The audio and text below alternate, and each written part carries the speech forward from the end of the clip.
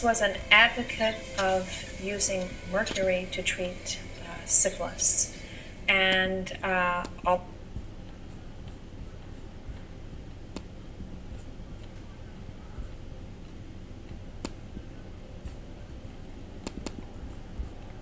Honeybook completely changed the way I do business.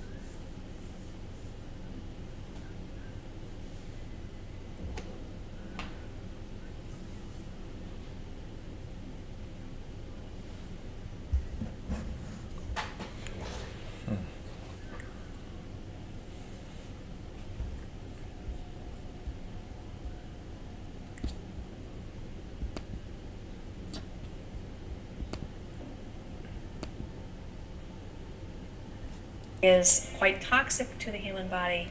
With chemical treatments, it can be made into forms that are not lethal to the human body. Doctors used mercury to treat syphilis until the 20th century. Paracelsus is remembered as one of history's greatest physicians, an epitaph he would have happily written himself. For it was he who first boasted of creating human life.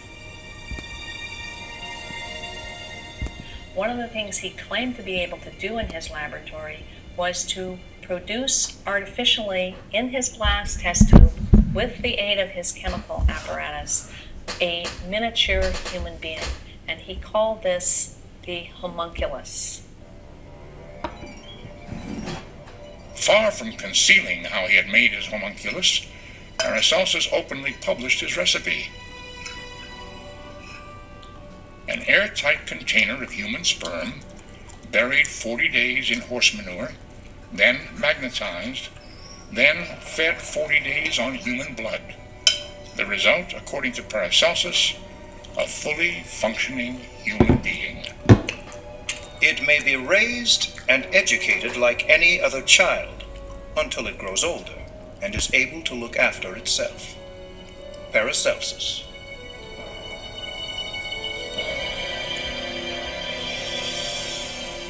News of the homunculus stunned Europe. Paracelsus outraged enemies, accused them of playing God. His fellow alchemists rushed to their laboratories to make their own homunculi. Many claimed to have succeeded, but strangely, no one would display his homunculus, not even Paracelsus. In the end, even Paracelsus' gigantic ego was humbled by his fear of what he had done. He told the world that he had destroyed the living being he had once boasted of creating. He felt it morally objectionable to bring into being a creature which did not have a soul. Why did this creature not have a soul? It was only God who could implant the soul in the individual. Paracelsus died in 1541. Ironically, his innovative brilliance may have sparked alchemy's demise.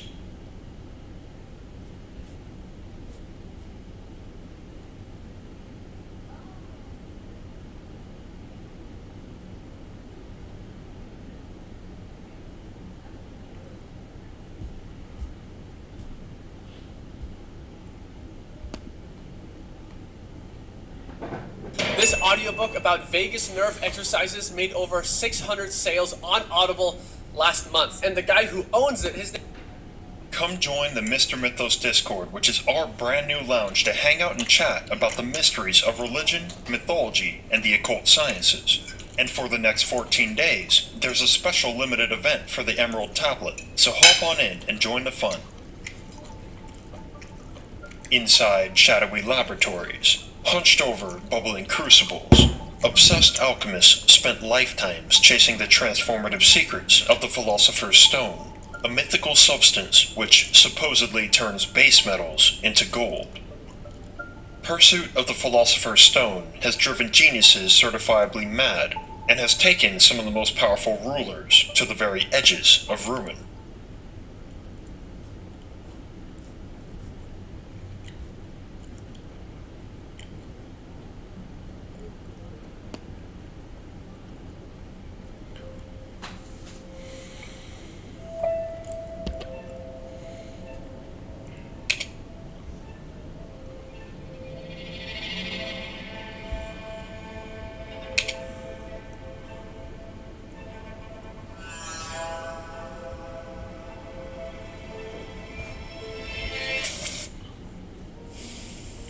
The Kybalion is a compilation of Hermetic teachings. These same doctrines are based on principles originally explained by Hermes Trismegistus.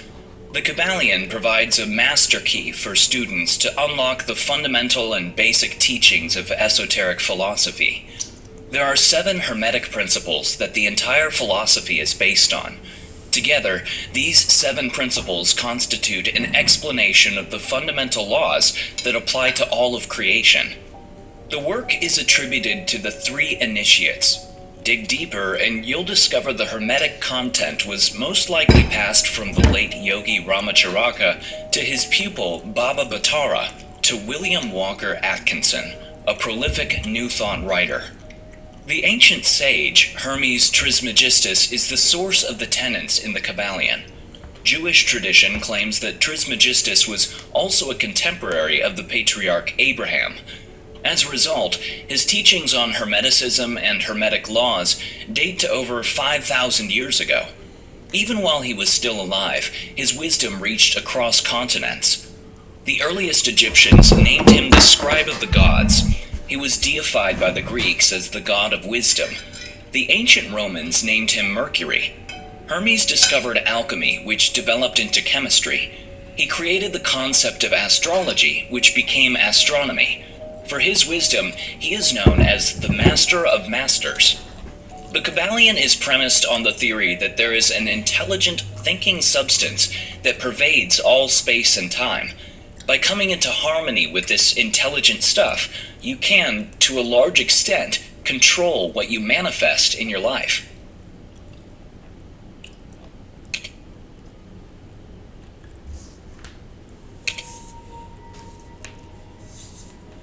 Our material and seemingly solid surroundings have been shown by science to be made up of particles of energy and empty space, which, too, is energy or information. Even our bodies are comprised of these particles of energy, yet all appear and feel seemingly solid.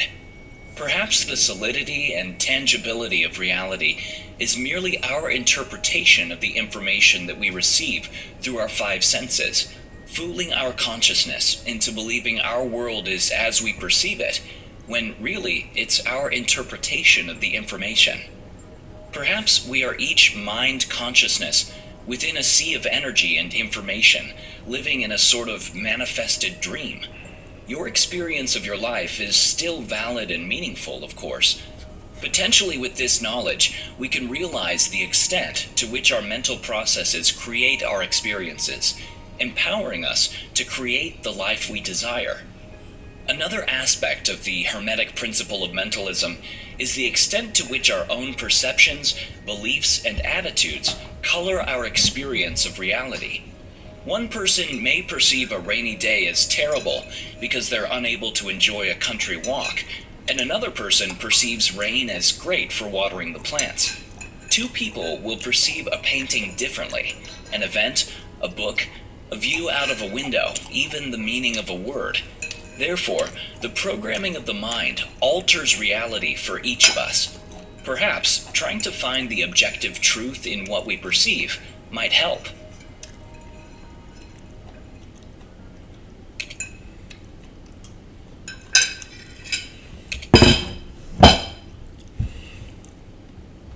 The Hermetic principle of correspondence can describe the nature of our reality and all realities, both outwardly and inside ourselves. We draw from this that the laws of our reality are the same, no matter what plane of existence we're in. As above, so below, in all layers of existence. For example, the law of free will, that all beings, no matter the dimension, density, or universe, all have free will. We have free will to choose and manifest. Therefore, we're not merely a set of automatons controlled by any higher power. As above, so below, with regards to the law of attraction, as in, we each manifest our personal and, together, our collective reality. We see the same patterns in reality on all levels. The macro is created very much like the micro. The very large looks similar to the very small. It's a formula for creating all that there is. For example, a solar system looks very much like an atom. A helix nebula looks like an eye. A galaxy looks like a hurricane. And the Fibonacci sequence can be seen in many areas of life. What about our personal reality? Rather than as above, so below, we can say as within, so without. That which is within each of us is reflected on the outside. This ties in very nicely with the Hermetic principle of mentalism. Your reality is how you've manifested it all along. Everything on the outside corresponds with your inner world. Reality is also rather subjective and subject to our own perceptions and points of view, creating our reality in various ways. For example, if we have developed a distrust of people due to unfavorable past experiences, then our outer world will be filled with untrustworthy people. The next person's inner world is full of trust, therefore their outer world seems to be filled with trustworthy people. Therefore, you can work on your inner world to improve your outer world. Question your perceptions, beliefs, and programming, and perform healing. As above, so below, and as within, so without. This pattern is present on all levels.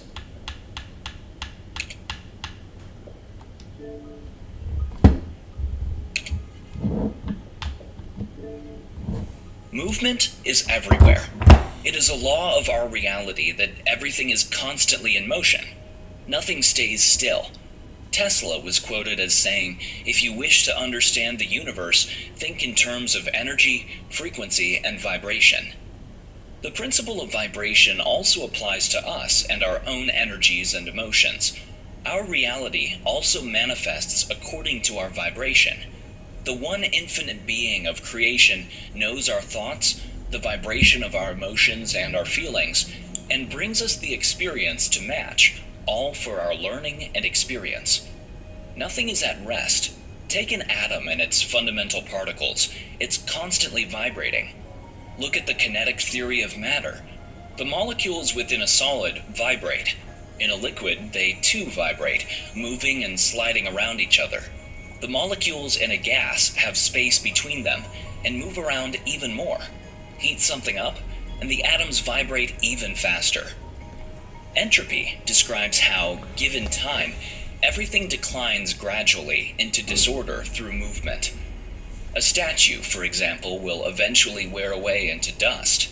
An abandoned city will ultimately return to nature.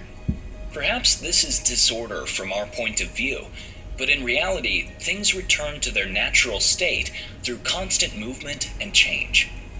The unified field, the one energetic information field of our reality, is said to consist of waves of probability, waves that vibrate at a certain frequency. The electromagnetic spectrum involves vibration of certain wavelengths. Some we can perceive, for example, visible light, and others we can't, such as UV light and radio waves. Regarding our emotions and our own vibrational state, the Kabbalion says, "They teach that all manifestation of thought emotion, reason, will or desire, or any mental state or condition, are accompanied by vibrations, a portion of which are thrown off, and which tend to affect the minds of other persons by induction.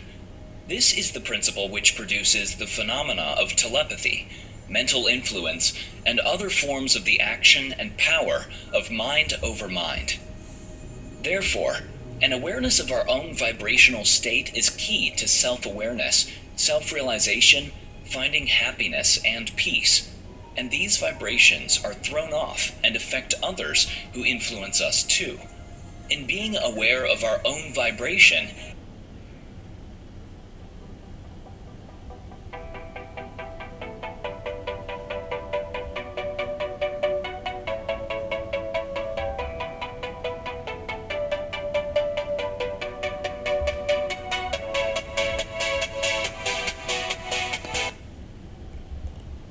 we can attempt to stabilize or tune it to the desired frequency for an optimal experience.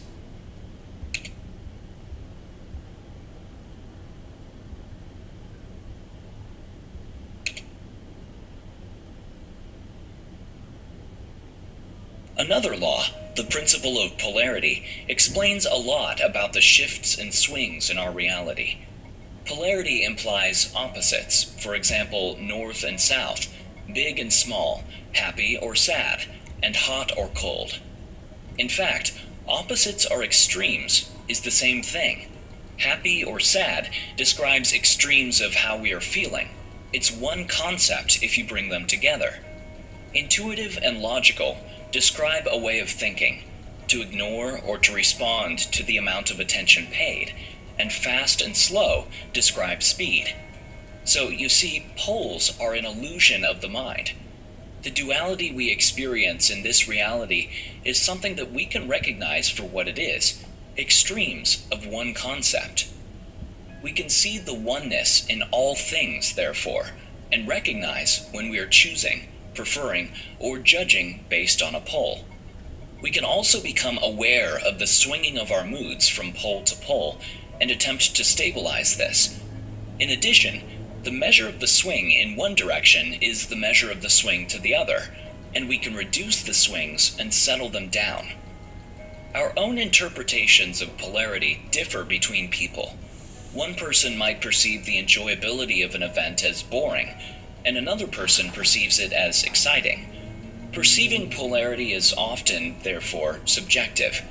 Where does fast end and slow begin? I might perceive my friend is driving fast, and she might believe she's going quite slow. We can make judgments of others based on this subjectivity and unfairly pigeonhole them. One person might perceive another as reckless when they perceive themselves as adventurous. The Kybalion states that all paradoxes may be reconciled, so we can't speak in absolutes nor make assumptions. We can attempt to combine our perceptions of poles and polarity on our journey towards oneness. By being aware of polarity, it's possible to choose a pole. That's definitely fine to do. I choose to be kind rather than unkind. Awareness of our emotions is also key, and when we're swinging between them, working on settling on contentment perhaps and changing our vibration in this way. The Kybalion states that it is possible to change the vibrations of hate into the vibrations of love in one's own mind and in the minds of others.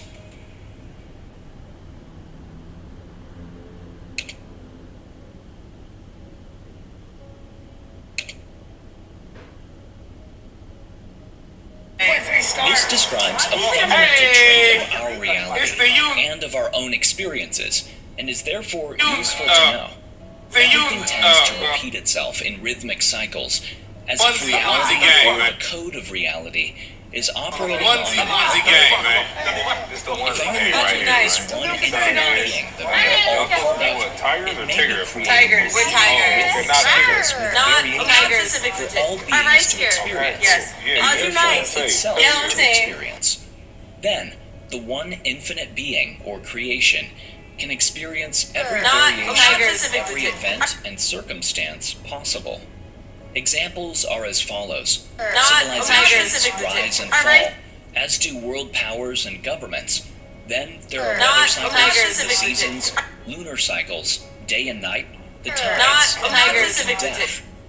Rhythmic cycles repeat within the form of Onesie gang, reality, but with variation, like the principle of polarity. We have rhythms of the poles, like rainy and sunny, economic growth and decline. Our moods seem to not only swing from pole to pole, but do so with rhythm. Therefore, we can learn to accept and work with our natural rhythms, with a view to reducing the swing of the poles, releasing resistance to unpleasant emotions, and working with it to heal. Take comfort that due to the Hermetic principle of rhythm, bad times will end, and good times will begin.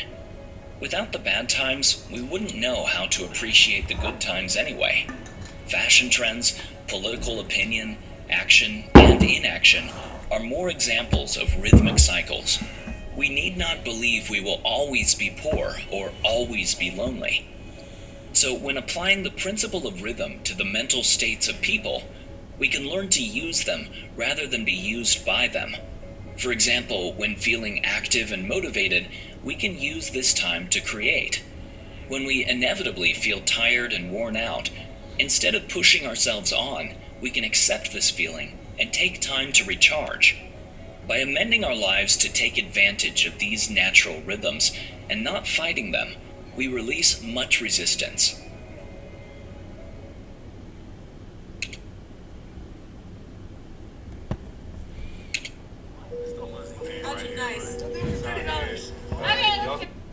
When something happens, anything at all, there's a cause for it, according to the Kabbalion. The Kabbalion says that things don't just happen by chance. However small, there's always a cause. A mere thought can cause us to take action several days later. A tree grows better because the land is fertilized by rotting leaves blown from another tree. I chose blue curtains instead of green because I saw a picture of some curtains in a magazine 3 years ago, which I don't consciously remember, but it had an effect on me. Even when you roll dice, it falls on a certain number because you picked it up and threw it a certain way. It started off on certain other numbers. The surface friction of the table and the bounce all factored in and made it land a certain way up. Even tiny things, tiny causes, create effects, such as smiling at someone. You could change their day and how they feel, resulting in them taking a completely different set of actions. Circumstances and events attract us due to our beliefs and the vibration we're holding. This causes all manner of effects in our reality. We can have better control over our reality by perceiving ourselves as a causer, rather than being at the mercy of events. This eliminates bad luck and a sense of futility, that what we're doing will have no effect. It will. It always does. So do some causing. The Kabbalion tells us that they, masters, help to play the game of life, instead of being played and moved about by other wills and environment. So we need not be at the mercy of those with stronger wills and positions of power, nor be swept along by circumstances. We can put up boundaries, stop things if necessary, or take action. The causes you initiate do have effects. Also, becoming aware of the Hermetic principle of cause and effect, we can decide not to be affected by others' moods, unfair opinions and actions, limiting beliefs, time and stress pressures, and we understand that there are causes for how we feel.